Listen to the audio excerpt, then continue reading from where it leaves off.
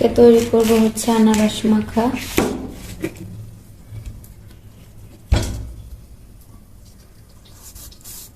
আনারসটা আগে দুই পাশ দিয়ে ভালোভাবে কেটে নিচ্ছি। এখন সাইড থেকে কেটে নিতে হবে।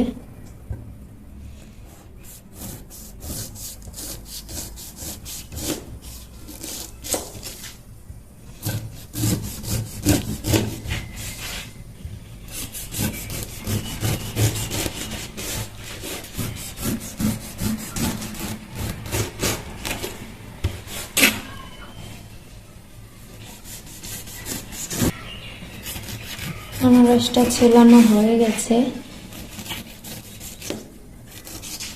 এখন মাঝখান থেকে কেটে নিব।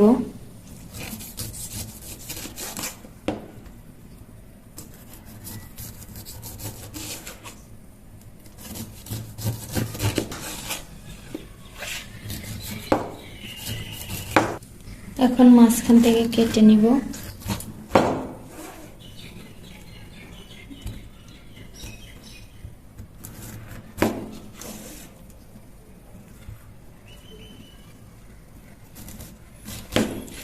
একটু ভাত দিয়ে দাও।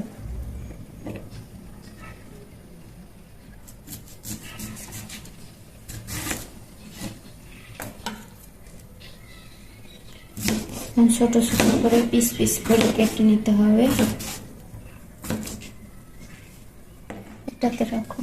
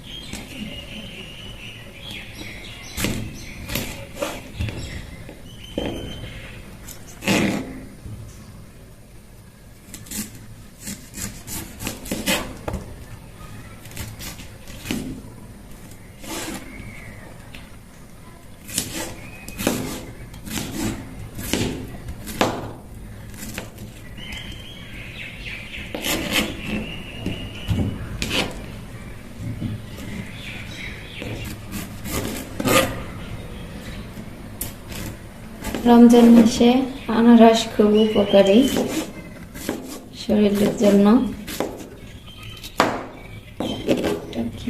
দাগ হয়েছে। আনারসটা কাটা হয়ে গেছে। এখন হচ্ছে মাখিয়ে নিব। প্রথমে দিয়ে দিচ্ছি বিট লবণ,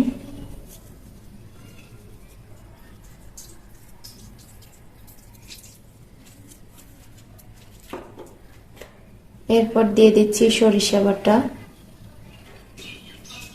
সরিষা বাটা দিয়ে দেবো 1 চা চামচের মতো।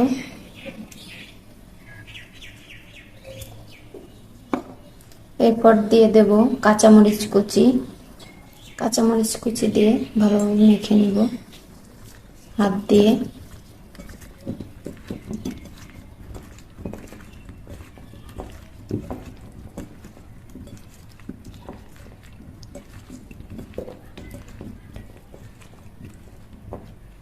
এখন দিয়ে দেব হচ্ছে লবণ। লবণটা দিয়ে ভালোভাবে মেখে নিব।